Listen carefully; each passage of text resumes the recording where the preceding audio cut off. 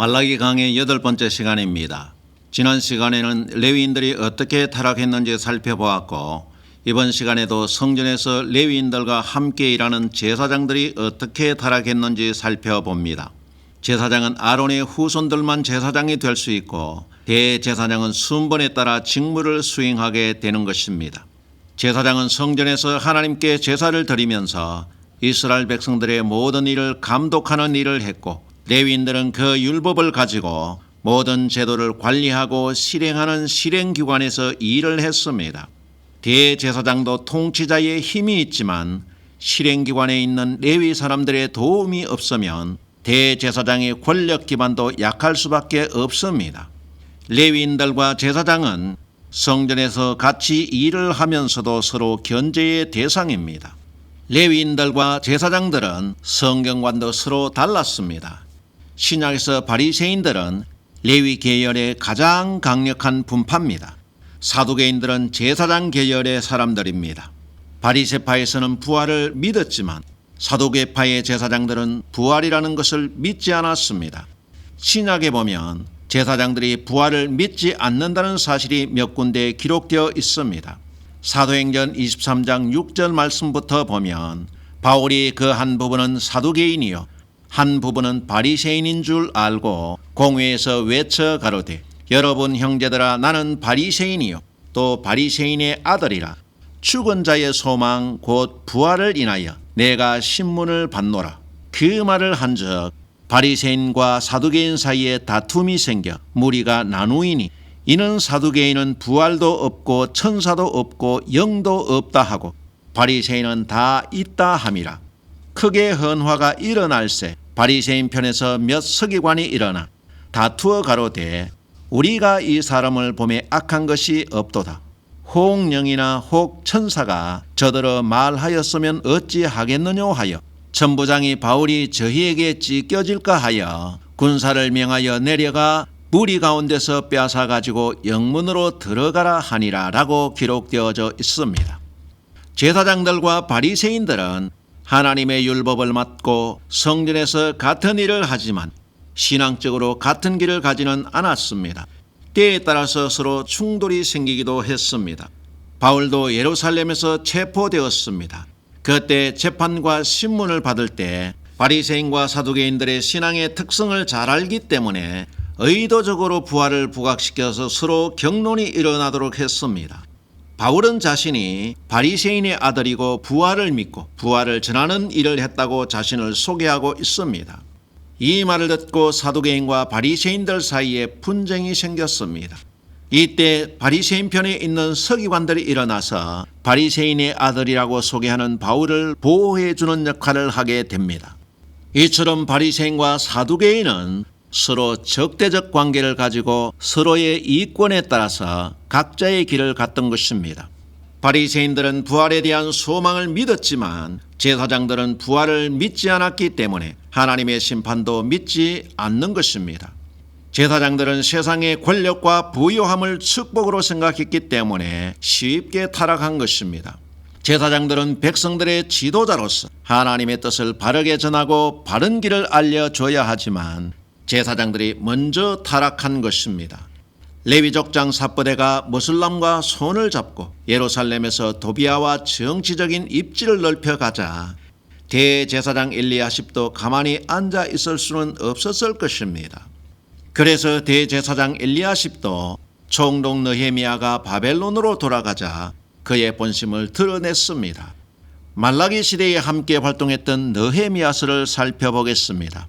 느헤미야 13장 4절 말씀부터 보면 이전에 우리 하나님의 전 골방을 맡은 제사장 엘리야십이 도비아와 연락이 있었으므로 도비아를 위하여 한 큰 방을 갖추었으니 그 방은 원래 소제물과 유향과 기명과 또 레위 사람들과 노래하는 자들과 문지기들에게 11조로 주는 곡물과 새 포도주와 기름과 또 제사장들에게 주는 그 제물을 두는 곳이라. 그때에는 내가 예루살렘에 있지 아니하였었느니라. 바벨론 왕 아닥사스다 32년에 내가 왕에게 나아갔다가 며칠 후에 왕에게 말미를 청하고 예루살렘에 이르러서야 엘리야십이 도비아를 위하여 하나님의 전뜰에 방을 갖춘 악한 이를 안지라.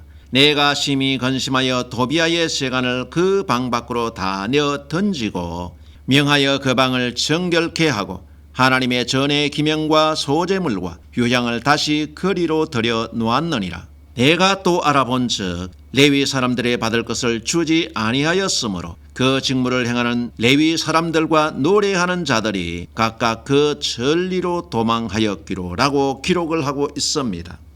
느헤미야가 페르시아로 돌아가자 대제사장 엘리야십은 느헤미야가 개혁한 성전 제도를 모두 뒤엎어버리고 없애버렸습니다. 느헤미야가 만든 11조 창고를 없애고 국가의 세금인 11조를 모두 횡령했습니다.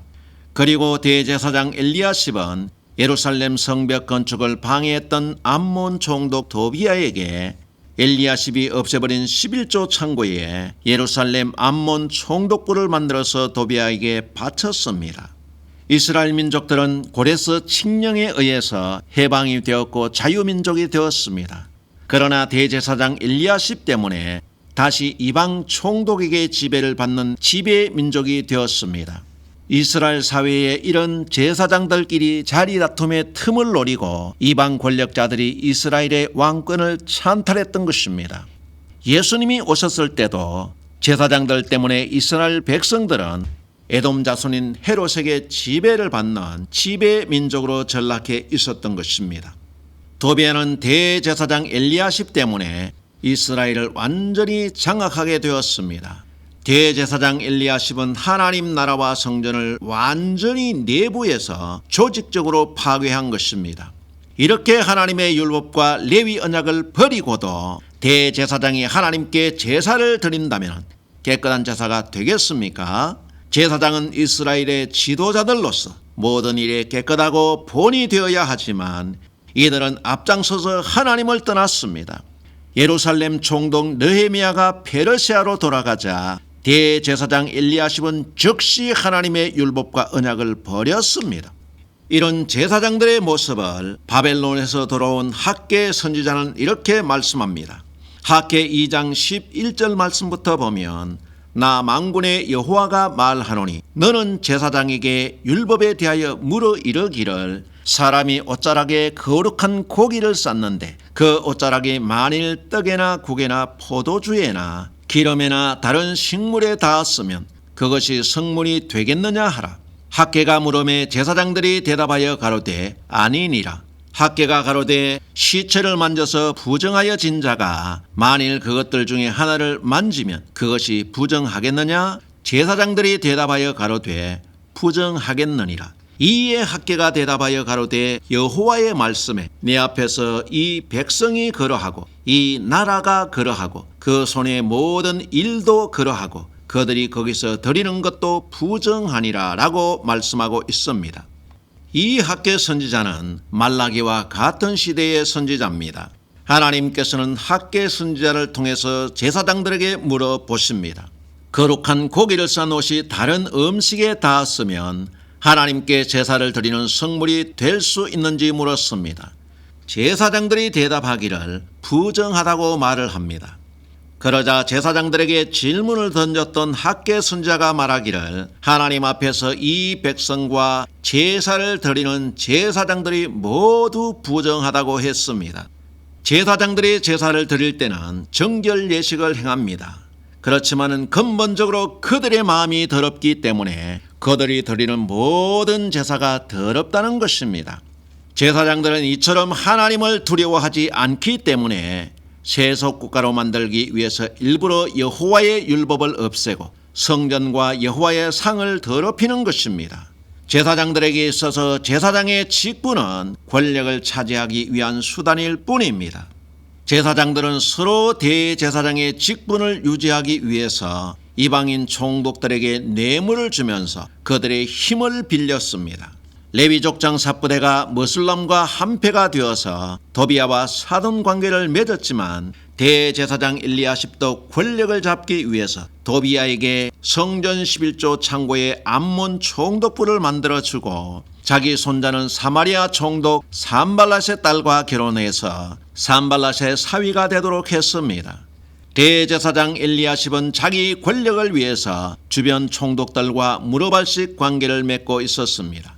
느헤미야 13장 28절 말씀부터 보면 대제사장 엘리야십의 손자 요야다의 아들 하나가 호론 사람 산발랏의 사위가 되었으므로 내가 쫓아내어 나를 떠나게 하였느니라.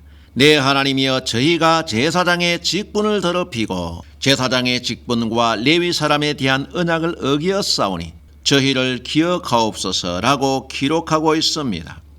이런 대제사장의 행동을 본 느헤미야는 산발랏의 사위가 된 대제사장 엘리야십의 손자를 쫓아냈습니다.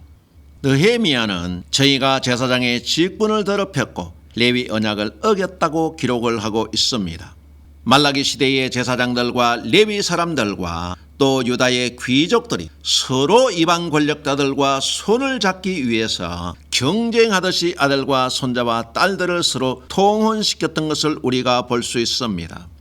이렇게 이방인들과 통혼하면서 하나님과의 언약을 버린 제사장들의 행동을 말라기 선지자는 이렇게 책망을 합니다.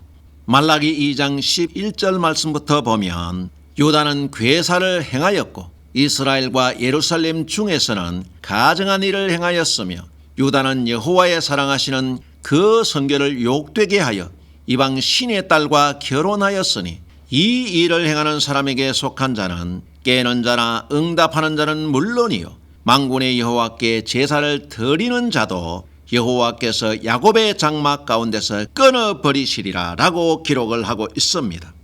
말라기 선지자는 말하기를 유다는 예루살렘에서 괴사를 행하였고 또 가증한 일을 행하였으며 여호와의 사랑하시는 그 성결을 욕되게 해서 이방 신의 딸과 결혼을 했다고 말하고 있습니다.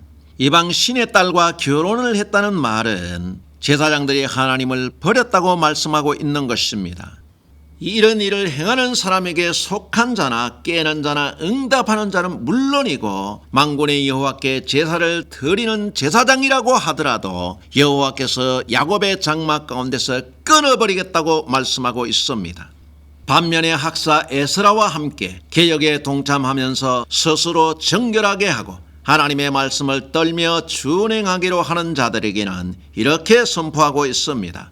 말라기 3장 16절 말씀부터 보면 그때에 여호와를 경외하는 자들이 피차에 말하며 여호와께서 그것을 분명히 들으시고 여호와를 경외하는 자와 그 이름을 존중히 생각하는 자를 위하여 여호와 앞에 있는 기념책에 기록하셨느니라. 만군의 여호와가 이르노라. 내가 나의 정한 날에 그들로 나의 특별한 소유를 삼을 것이요 또 사람이 자기를 섬기는 아들을 아낌같이 내가 그들을 아끼리니 그때에 저희가 돌아와서 의인과 악인이며 하나님을 섬기는 자와 섬기지 아니하는 자를 분별하리라 라고 기록을 하고 있습니다.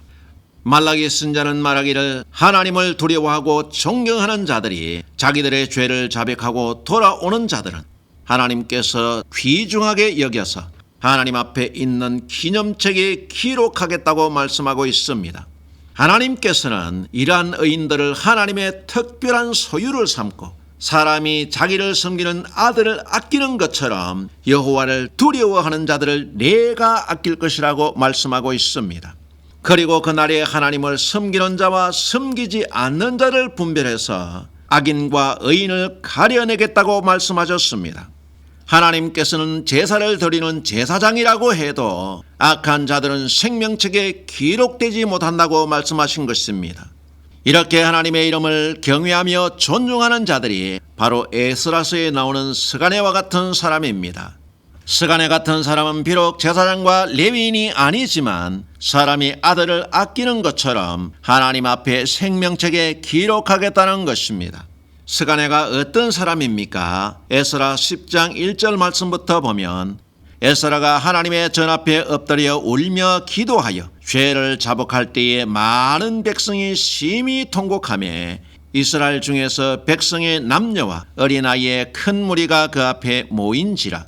엘람 자손 중 여히엘의 아들 스가랴가 에스라에게 이르되 우리가 우리 하나님께 범죄하여 이 땅 이방 여자를 취하여 아내를 삼았으나 이스라엘에게 오히려 소망이 있나니 곧 내 주의 교훈을 좇으며 우리 하나님의 명령을 떨며 준행하는 자의 의논을 조차 이 모든 안위와 그 소생을 다 내어보내기로 우리 하나님과 언약을 세우고 율법대로 행할 것이라. 이는 당신의 주장할 일이니 일어나소서 우리가 도우리니 힘써 행하소서라고 말을 했습니다. 이렇게 스가랴와 같이 하나님의 율법과 말씀을 두려워하면서 준행할 줄 아는 자들이 바로 의인인 것입니다. 에스라가 변질된 제사장들의 소식을 듣고 성전에서 울며 기도하는 모습을 보게 됩니다. 이 모습을 보고 큰 무리가 모였고 그 중에서 스가랴가 에스라에게 하나님의 율법을 떠난 모든 행동을 개혁하는 일에 우리가 돕겠다고 나선 것입니다. 이런 일에 제사장들이 나선 것도 아닙니다. 레위 사람들이 나선 것도 아닙니다. 일반 평민이 나선 것입니다. 에스라 10장 1절에서 4절에서는 여호와의 이름을 떨며 준행하는 자들이 여호와의 율법을 쫓았다고 말씀하고 있고, 말라기 3장 16절에서 18절에서는 여호와의 이름을 경외하고 존중하는 의인들을 하나님의 생명책에 기록한다고 말씀하고 있습니다. 에스라와 말라기는 같은 내용을 가지고 말라기에는 하나님의 이름을 존경하는 자들이 하나님께 어떤 복을 받는지 말씀해주고 있습니다. 말라기 선자는 말하기를 비록 제사장이라고 해도 하나님의 이름을 존경하지 않고 두려워하지 않는 제사장들은 야곱의 장목에서 끊어지고 생명책에 기록되지 못하지만 여호와의 이름을 경외하고 존경하는 자들에게는 그들의 직분에 상관없이 사람이 자기 아들을 아끼는 것처럼 아껴서 하나님의 생명책에 기록한다고 말씀하고 있습니다. 탈굼에 의하게 되면 말라기가 학사 에스라라고 기록이 되어져 있습니다.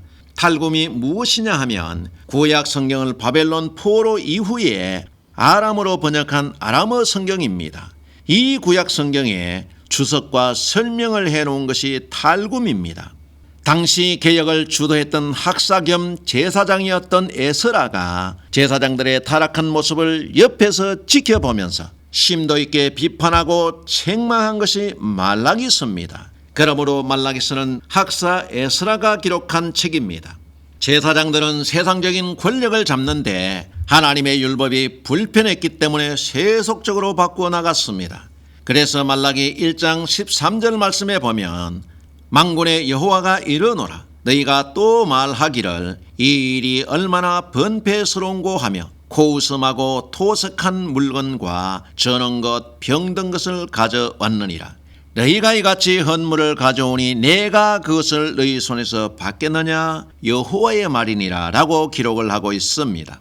제사장들은 자기들의 권력을 만드는데 하나님의 율법과 제사는 번패스럽다고 불평을 했습니다. 그리고 병든 것으로 제사드리는 흉내만 내고 말았던 것입니다. 제사장들의 목적은 다른 곳에 있기 때문에 제사는 권력을 유지하기 위한 형식이었습니다. 부활을 믿지 않는 제사장들은 현실적인 것들만 추구하고 하나님의 심판을 두려워하지 않는 것입니다. 제사장들은 하나님의 언약을 의도적으로 버렸기 때문에 하나님께 책망을 듣는 것 자체도 관심이 없습니다. 제사장들이 세속적인 권력을 좇아 하나님의 언약을 버리고 마음에도 없는 병든 제사를 드리는 이런 행동들이 하나님을 멸시하고 레위 언약을 버린 것입니다. 바벨론 포로에서 돌아온 후에도 변하지 않고 이처럼 타락한 제사장들을 여러분들은 어떻게 하는 것이 좋다고 생각을 하십니까? 이 제사장들이 회개하고 하나님의 일을 할 것이라고 생각합니까? 이 제사장들은 느헤미야가 페르시아로 돌아가고 난 뒤에 한 행동을 보면 그럴 가능성이 전혀 없습니다. 말라기 시대 제사장들이 돈과 권력을 잡기 위해서 하나님께서 맡기신 백성들을 이방 총독들에게 팔아버리고 성전에서 하나님과 상관이 없는 행동을 했습니다. 하나님께서는 제사장들을 지도자로 세우시고 먹을 것과 입을 것을 풍성히 주셨습니다. 그렇지만 권력의 힘을 이용해서 더 많은 욕심을 부리고 하나님의 성전을 돈벌이의 수단으로 삼기 때문에 그들이 타락하고 하나님께 더러운 제사를 드리게 되는 것입니다. 오늘날 한국교회 목사들이 한국의 경제 발전을 바라보면서 세상의 부유함에 빠져 돈을 사랑하기 때문에 목사들이 타락하게 된 것입니다. 대제사장 엘리야십이나 레위족장 사부대처럼 하나님의 성전에서 예배를 핑계 삼아서 하나님의 말씀을 도둑질하고 돈을 벌기 위해서 예배를 불법적인 수단으로 사용하기 때문에 하나님을 두려워하지 않는 더러운 예배를 드리게 되는 것입니다. 한국 목사들은 무엇을 위해서 목회를 합니까? 목회를 한다고 하면 먼저 머릿속에 그리는 것이 많은 사람들을 모아서 큰 예배당을 짓고 많은 장로들을 거느린 대통령 같은 당회장이 되고 싶어 합니다. 이런 목회적 성공은 예수님께서 부르신 목회와 아무 상관이 없습니다. 예수님께서도 능력을 행하시고 기적을 일으켰을 때 수많은 사람들이 예수님을 따랐지만 그들을 모아서 대형 성전을 짓고 11조 받아서 성도들 위해 군림하지 않았습니다. 예수님은 가는 곳마다 복음을 전했지만 유대인들의 첩자들이 끊임없이 따라다니면서 예수님의 말씀을 힐난하고 비방했습니다. 예수님께서는 한 번도 오늘날 한국 목사들 같이 목회하지 않았습니다. 한국 목사들이 하는 목회는 대제사장 엘리야십처럼 타락한 거짓 목회를 하는 것입니다. 예수님께서는 대제사장 엘리야십처럼 하나님의 이름을 망령되이 사용하면서 백성들의 생명을 돌아보지 않는 제사장들과 서기관들을 책망하셨고 저들에게 버림받은 길 잃은 백성들을 불쌍히 여겼습니다. 한국 교회 목사들이 대형 교회를 만들고 싶어 하는 이유는 돈과 권력이 생기기 때문입니다. 대형 교회가 되게 되면 성도들이 가져다 바치는 11조 창고에 돈이 생기고 그 돈과 함께 권력이 생기고 힘이 생기기 때문입니다. 한국의 대형 교회 목사가 되면 대통령이 부럽지 않습니다. 한국의 대통령은 5년 임기가 끝나게 되면 감옥 가기 바쁩니다. 그러나 한국의 대형교회 목사는 부정부패와 비리를 아무리 저질러도 감옥 갈 일도 없고 평생 성도들 위해 군림하면서 황제처럼 호화롭게 살고 정치인들과 호형호재하면서 가는 곳마다 상전 대접을 받습니다. 그러니까 대형교회는 목사들에게 선악과처럼 먹음직스럽고 탐스럽게 보이는 것입니다. 그러나 실상 그 자리에 가게 되면 달콤한 돈과 권력의 유혹에 이끌려서 내려올 수 없는 지옥의 가마를 타게 되는 것입니다. 목사들이 더러운 목적으로 예배를 드리기 때문에 하나님의 이름을 멸시하는 제사를 드릴 수밖에 없습니다. 하나님의 말씀과 언약을 버린 목사들은 돈이 되고 권력이 되는 곳이라면 하나님도 버리고 성도들도 버리고 천국도 버리고 다 버립니다. 목사들의 마음이 타락해서 부정한데 그 손으로 드리는 더러운 예배를 하나님들 받으시겠습니까? 목사들이 회개하고 하나님께 돌아와서 손과 마음을 깨끗하게 하지 않는다면 아무리 많은 만만의 강수 같은 돈을 가져다 바치고 수많은 예배를 드려도 그 더러운 예배는 우상에게 제사를 드리는 것입니다. 목회를 세상에서 성공하기 위한 목적과 수단으로 삼고 하나님의 이름을 정치적 목적으로 사용하는 목사들은 타락한 제사장들처럼 지옥의 심판을 피할 수 없습니다. 대제사장은 이스라엘 최고 지도자입니다. 오늘날은 사회적으로 대통령과 같습니다. 정교가 분리된 오늘날의 시각으로 보면 종교의 최고 지도자입니다. 대제사장은 한국의 기독교 각 교단의 총회장과 방기총 총회장쯤 되겠지요. 각 교단마다 많은 노회에는 노회장들이 있고 각 총회마다 총회장들이 있습니다. 이렇게 장이라고 하는 완장을 찬 목사들이 한국 교회 안에 셀 수도 없이 많은데 교회가 왜 이렇게 타락을 합니까? 교회가 잘못된 길을 가고 하나님을 버려도 교회 지도자들은 모두 꿀먹은 벙어리입니다.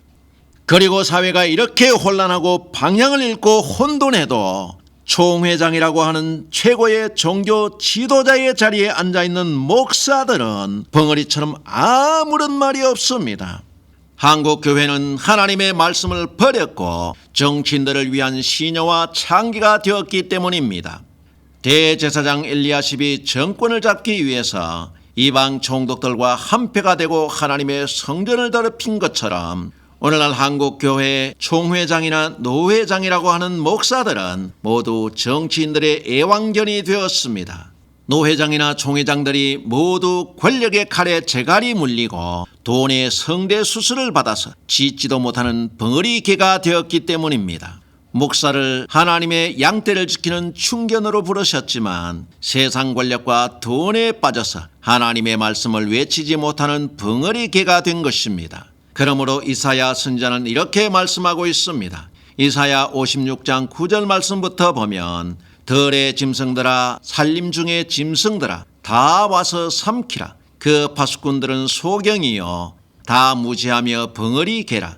능히 짓지 못하며 다 꿈꾸는 자요 누운 자요 잠자기를 좋아하는 자니 이 개들은 탐욕이 심하여 족한 줄을 알지 못하는 자요 그들은 몰각한 목자들이라. 다 자기 길로 돌이키며 어디 있는 자이든지 자기 이만 도모하며 피차 이르기를 오라 내가 포도주를 가져오리라. 우리가 독주를 잔뜩 먹자. 내일도 오늘같이 또 크게 넘치리라 하느니라 라고 말씀하고 있습니다. 이사야 선지자는 무엇이라고 말씀합니까? 하나님의 파수꾼으로 세운 이스라엘의 목자들은 모두 보지 못하는 소경과 짓지 못하는 벙어리 개가 되었다고 말하고 있습니다. 이렇게 짓지도 못하는 개들이 또 탐욕은 얼마나 심한지 족한 줄을 알지 못하고 몰상식하다고 했습니다. 또 말씀에 몰지각한 개들은 자기 이익만 도모하고 세상의 독주에 잔뜩 취해서 세상이 어떻게 돌아가는지도 모르고 내일도 오늘처럼 벙어리 개들이 지배할 것이라고 자축하고 있다고 책망하고 있습니다. 이런 짓지 못하는 벙어리 개들이 바로 목사라는 직분에 만족하지 못하고 붉은 완장을 찬 장짜리 하나 받기 위해서 미쳐있는 노회장, 총회장, 한기총 총회장들입니다. 짓지 못하는 벙어리 개들은 성도들의 영혼에 관심이 없습니다. 몰지각한 개목사들의 관심은 오직 권력과 돈에 미쳐 있습니다. 이런 벙어리 개목사들은 양들은 자기의 먹이에 불과하고 탐심만 가득한 미친 개들입니다. 상회비나 노회비를 받아서 자기들의 배만 불리는 정치만 하고 하나님을 두려워하지 않습니다. 이런 목사들이 형식적으로 많은 예배를 드리지만 더러운 제사를 드리는 것입니다. 여러분들의 교회 목사가 11조와 헌금을 강요합니까? 그 목사는 돈독에 눈이 멀어서 보지 못하고 짓지 못하는 벙어리 개목사입니다. 여러분들의 교회 목사가 정치에 미쳐 있습니까?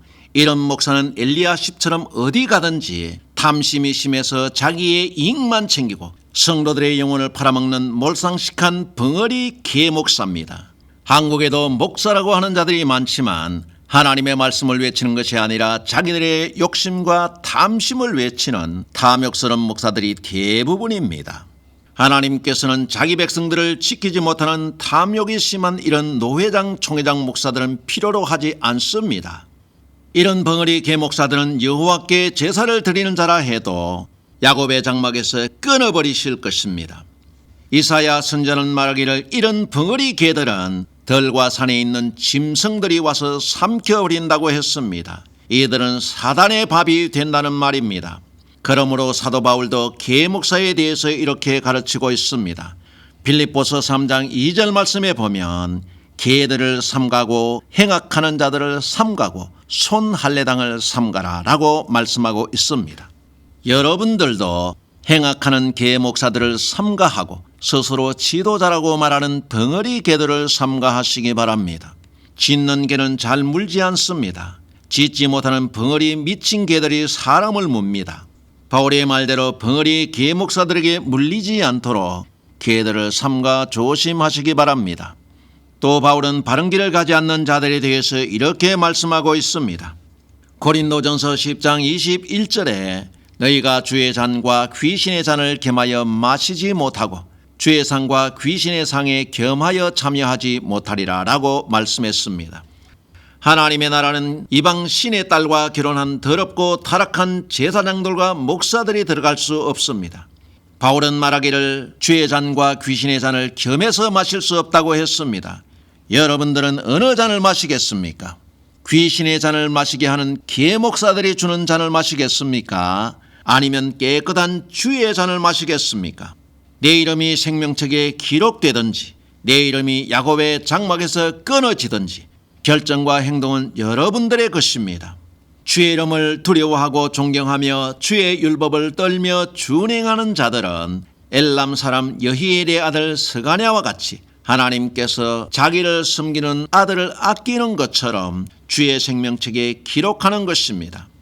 신실한 성도들은 개 목사들을 삼가하고 주의 말씀을 잘 지켜서 주의 잔을 마시고 주님의 얼굴을 보게 되는 은혜가 여러분들과 함께 하시기를 축복합니다.